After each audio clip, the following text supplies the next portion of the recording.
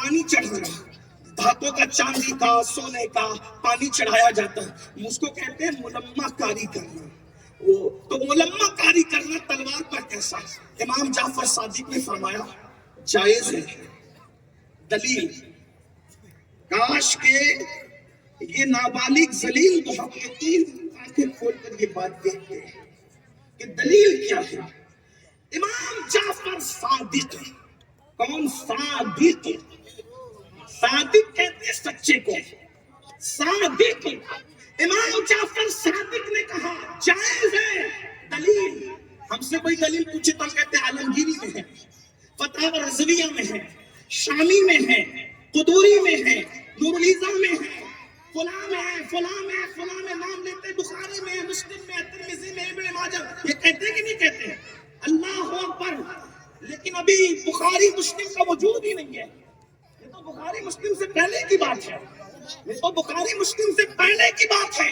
بخاری اور مسلم کو جن کی نالین کے صدقے میں علم ملا ہے، اس ذات کو امام جعفر صادق کہتے ہیں۔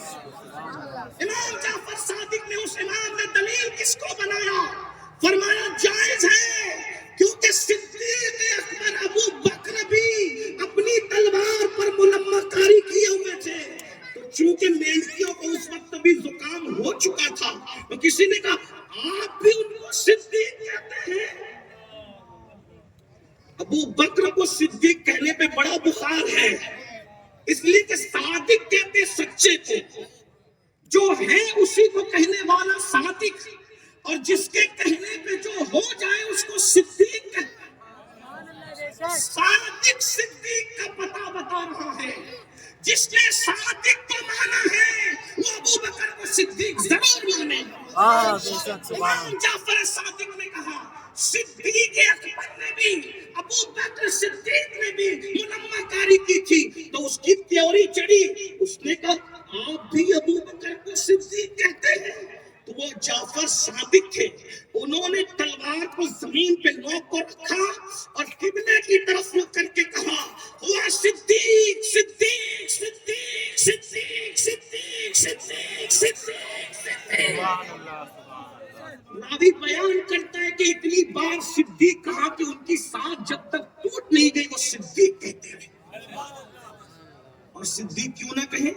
ایک حوالہ اور سن لو امام جعفر صادق کا۔ امام جعفر صادق کہا کرتے تھے کہ جیسے میں اپنے دادا، میرے جوانوں ایمان اگر بچانا ہے تو صحابہ اور اہل بیت دونوں کو دیکھو، ان کے نظریات کیا ہیں، اپنے بزرگوں کو دیکھو نظریات کیا ہیں۔ آج کل کے چھوکروں سے ہم کیوں متاثر ہیں بھائیوں؟ جو اردو بھی صحیح نہیں پڑھ سکتے، علم کا تلفظ بھی جو علم نہ کہہ کر کے علم ادا کرے، ان لوگوں سے ہم اتنے متاثر ہو گئے کہ ہم بزرگوں کو چھوڑ کر کے ان علم کو علم کہنے والوں کی طرف چلے گئے۔ کچھ تو ہوش کرو، کچھ تو خیال کرو۔ اللہ اکبر، صدیق اکبر کیا ہستی ہے، سنو، صادق سے سنو، مجھ سے نہیں۔ ہمیں تو لوگ گالیاں دے سکتے ہیں نا، لیکن یہ امام جعفر صادق کی بات آئی۔ امام جعفر صادق کیا کہہ رہے سنو، کہتے جیسے میں اپنے دادا علی کی شفاعت کا امیدوار ہوں، ویسے میں اپنے نانا ابو بکر صدیق کی شفاعت کا بھی امیدوار ہوں۔ تو اسی چکر میں پھنسا ہے کہ وہ جنت پہ جائیں گے کہ نہیں؟ تیرے عقیدے کو مانو کہ امام جعفر صادق کے عقیدے کو مانو۔ امام جعفر صادق کہتے ہیں صدیق اکبر صرف جنتی نہیں بلکہ شفاعت کر کے جنت میں لے جانے والے ہیں، اور وہ بھی کون شفاعت کی امید کر رہا ہے؟ کوئی چھوٹا موٹا للو پپو نہیں ہے جس کی جوتیاں امام اعظم سیدھی کرتے ہو۔ وہ امام جعفر صادق کہتے جیسے اپنے نانا، جیسے اپنے دادا علی کی شفاعت کا امیدوار ہوں، ویسے اپنے نانا صدیق کی شفاعت کا بھی امیدوار ہوں۔ تو یہ نانا کیسے ہو گئے؟ اب وہ اور بڑی بات کرتے ہیں۔ پھر میں دوسری طرف آتا ہوں کہ ورنہ بات پھر ٹائم تو اپنے مختصر یا عنوان لمبا ہے، لیکن جتنی وقت میں گنجائش ہوگی میں بات پوری کرتا ہوں، اللہ کا وقت میں برکت دے دے۔ اب نانا کیسے ہو گئی ہے؟ دادا تو مولا علی ہے، کیونکہ امام جعفر صادق ان کے والد، امام باقر ان کے والد، امام زین العابدین ان کے والد، امام حسین ان کے والد مولا۔ دادا تو ہو گئے، بات سمجھ، بچے کو یاد کی نہیں یاد ہے۔ میری بات سر کے اوپر سے جا رہی ہے، بھنڈوک بنو بولو بھائی سب کے اوپر سے جا رہی ہے نہیں جا رہی ہے. تو پھر اس کے بعد تھوڑی سی آپ کو بھی ذمہ داری. ذکر کس کا ہو رہا ہے؟ غوث اعظم کے بھی غوث کا ذکر ہو رہا ہے. یہ امام جعفر صادق غوث اعظم سے پہلے غوث اعظم. ہاں جو غوث ہوئے ہیں نا 11 بلکہ 12. تو یہ غوث خاندان نبوت میں 6 نمبر کے غوث نبی کے خاندان میں. ایک تو غوثیت ہے اور ایک تو غوثیت کبریٰ ہے. غوثیت ہر کسی کو مل سکتی ہے لیکن غوثیت کبریٰ صرف خاندان نبی کے ساتھ خاص کر دی گئی. ان کے سوا کوئی غوث اعظم نہیں ہو سکتا. غوثیت کبریٰ کا منصب کسی کو نہیں مل سکتا. رسول اللہ کے خاندان میں مولا علی غوث ہوئے, مولا علی کے بعد امام حسن غوث ہوئے, امام حسن کے بعد امام حسین غوث ہوئے, امام حسین کے بعد امام زین العابدین غوثیت کبریٰ پر, امام زین العابدین کے بعد امام باقر غوثیت کبریٰ پر, ان کے بعد 6 نمبر پر نبی کے خاندان میں امام جعفر صادق غوثیت کبریٰ پر, امام حسن عسکری کے بعد اب ہمارے غوث کا دور ہے. حکم و نافذ ہے تیرا, خامہ تیرا, سیف تیری, دم میں جو چاہے کرے, دور ہے شاہ تیرا. اللہ اکبر. تو یہ غوث اعظم سے پہلے کے غوث ہیں. کیا فرماتے ہیں؟ میرے نانا ابو بکر کی شفاعت کا بھی امیدوار ہوں. دادا تو آپ جان چکے, صحیح میں نے پڑھا. نانا کیسے؟ اب اس کو سنیے. نانا کیسے؟ نانا اس طرح سے کہ جب ایران فتح ہوا, ایران جب فتح ہوا, ایران کی فتح کے بعد نوشیروان کی 3 پوتیاں کنیز بنا کر کے مسلمان صحابہ کرام اہل ایمان مسجد نبوی میں لائے. وہ تینوں کنیزیں بڑی خوبصورت تھی چونکہ بادشاہ کی بیٹی تھی, بادشاہوں کے گھرانے کی وہ لڑکیاں تھی, خوبصورت حسین لڑکیاں سونے میں لگی ہوئی تھی. سیدنا فاروق اعظم نے دیکھا اور دیکھ کر کہا یہ لڑکیاں کون ہیں؟ تو لوگوں نے کہا یہ ایران کی شہزادیاں ہیں اور وہ کوستی ہیں اپنے باپ داداؤں کے نام مردہ میں چھوڑ کے چلے گئے. ہم نے گھر چھوڑ کر کبھی آنگن نہیں دیکھا, نئی ہمت کی تو مسلمانوں سے لڑے کیوں, اب ہم کنیز بنیں گے. تو فاروق اعظم نے کہا جرأت مند لڑکیاں ہیں, ایک کام کرو ان کو بڑی قیمت پر بیچ دو. مولائے کائنات تشریف لائے. مختلف روایتیں, ایک روایت یہ بھی ہے کیونکہ تاریخ کے لیے بہت سی روایتیں ہوتی ہیں, اس میں سے آپ اپنے ذوق کے مطابق چن لیں. بس اتنا ہونا چاہیے کہ ہمارے نظریات سے, ہمارے متفق علیہ عقائد سے ٹکرانا نہیں چاہیے تاریخ کی کوئی روایت. تو آپ جو چاہے چن سکتے ہیں. تو مولائے کائنات تشریف لائے کہ امیر المومنین, کیا کہا امیر المومنین, امیر المومنین تو مومن ماننے تیار نہیں ہے, میرا مولا امیر المومنین کہہ رہا ہے. اور جس کو علی نے امیر المومنین کہہ دیا اس کو مولائی امیر المومنین کیوں نہ مانے؟ ہم وہ مولائی الحمدللہ کہ علی کو بھی مانتے ہیں اور علی کی بھی مانتے ہیں. جس کو میرا مولا کہتے امیر المومنین, پھر ہم اس کو کیوں نہ امیر کہیں, اور وہ بھی مومنوں کا, صرف مومن نہیں مومنوں کا امیر. بہرحال امیر المومنین ایسا نہیں ہو سکتا. بڑے خاندان کی بیٹیاں ہیں, ان کو اس طرح نہ بیچا جائے. اگر چاہو رقم چاہیے تو اس سے لے لیں یا پھر مجھے دے دیں, میں اس کو تقسیم کرتا ہوں. تو دیکھا تھا کبھی مولا علی نے دلچسپی نہیں لی مال غنیمت میں, آج دلچسپی لی ہے.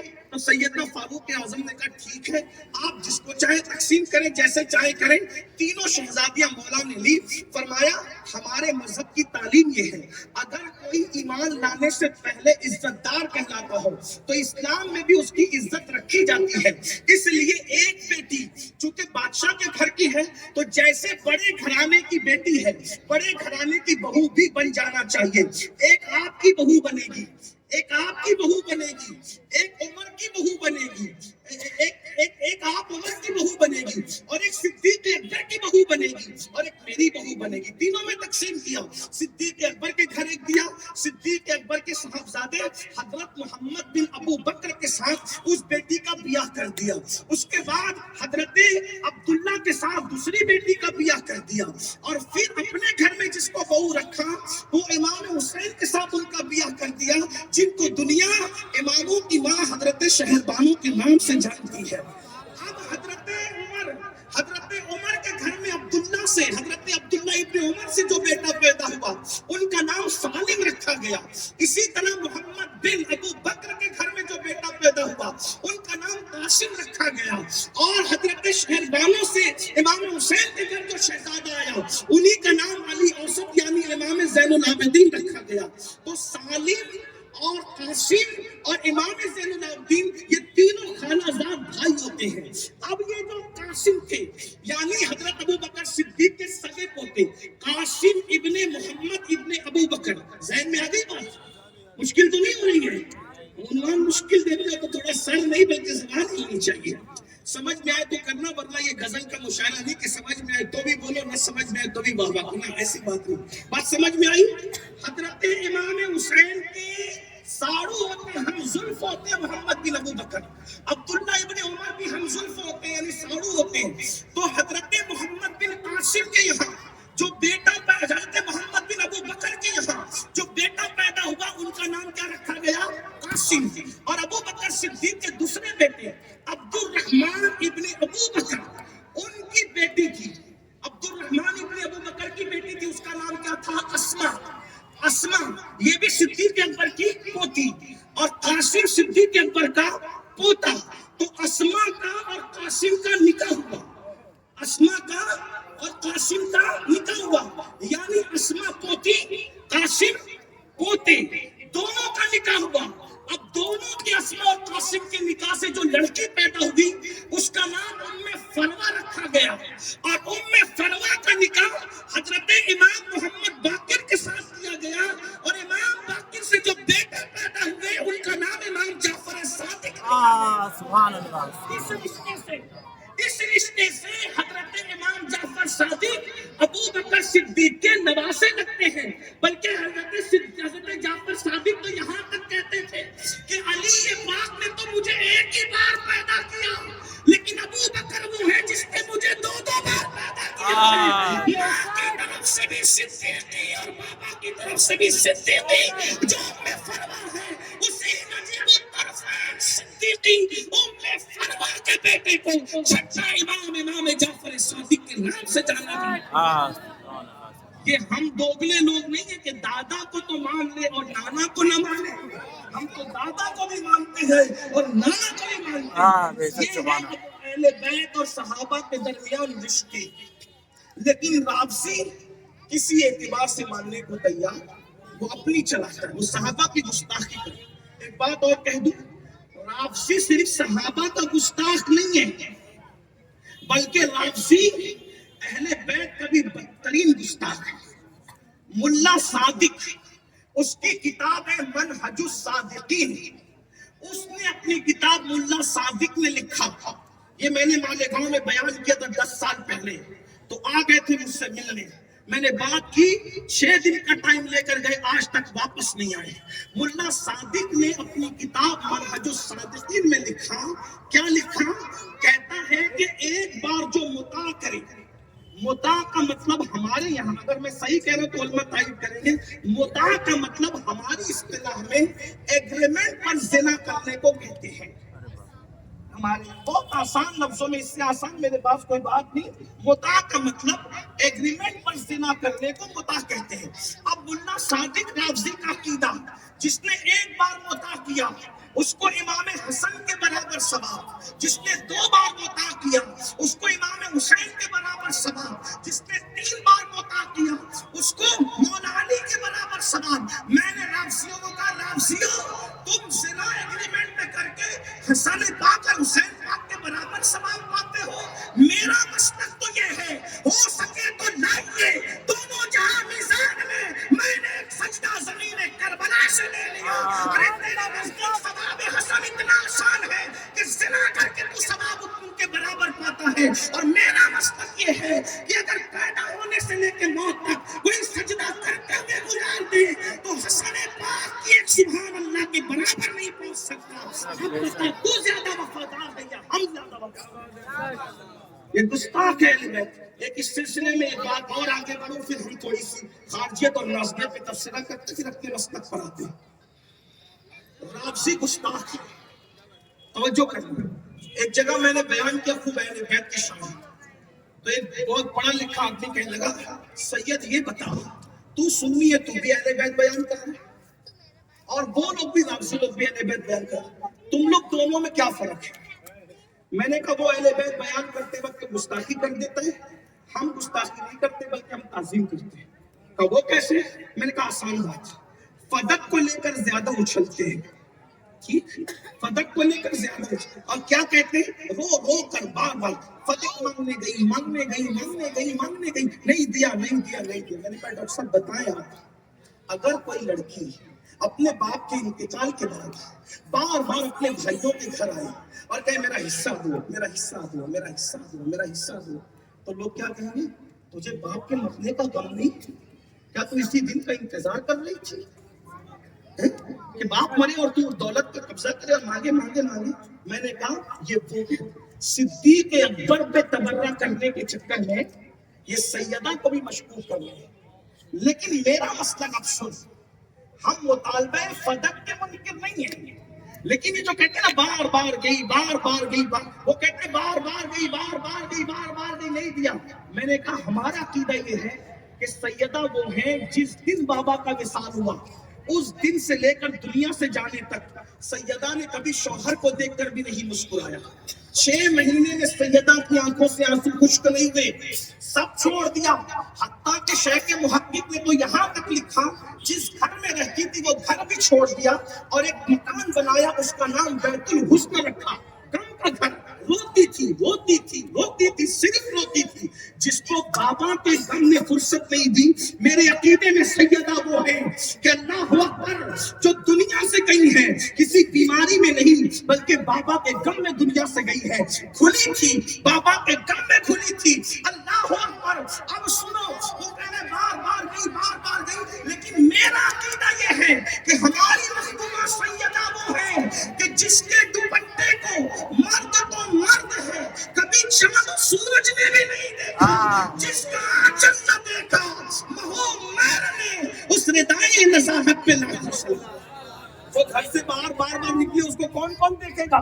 لیکن ہماری سیدہ تو وہ ہے جن کے سر کے دوپٹے کو مرد تو مرد ہے کبھی چاند و سورج نے بھی نہیں دیکھا، تو چاند و سورج نے نہیں۔ آپ کہیں گے یہ شاعری ہے، میں نے کہا شاعری دیکھو تو کون کر رہا ہے، 108 علوم و فنون کا ماہر مجدد شاعری کر رہا ہے جس نے بغیر دلیل کے کبھی کوئی بات کرنا گوارا نہیں ہوئی، وہ کہہ رہے کہ جس کا آنچل نہ، آنچل کہتے دوپٹے کو، جس کا آنچل نہ دیکھا مہو میر نے اس ردائے نزاہت میں لاکھوں سلام۔ بتاؤ ہم زیادہ ادب کر رہے ہیں یا وہ زیادہ ادب کر رہے ہیں؟ بلکہ وہ تو ادب کے ذکر کے معاملے میں توہین کر رہا ہے۔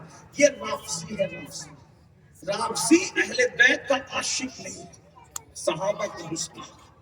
دوسرا فرقہ خارجی اور ناصبی دونوں ملا کر یہ اہل بیت کا کے نام سے چڑھتے ہیں، صحابہ کا ذکر کرتے ہیں جیسے وہ ڈھونگی طور پر اہل بیت کا ذکر کرتے ہیں، ویسے یہ ڈھونگی طور پر صحابہ کا ذکر کرتے ہیں اور اہل بیت کے نام سے چڑھتے ہیں۔ یہ مولا علی کے بارے میں غلط باتیں چھوڑتے رہتے ہیں، غلط باتیں ناصبی چھوڑتے رہتے ہیں، بلکہ ان کو ذکر علی کبھی گوارا ہی نہیں ہوتا، وہ سوچتے ہیں کہ اہل بیت کا ذکر بند ہو جائے۔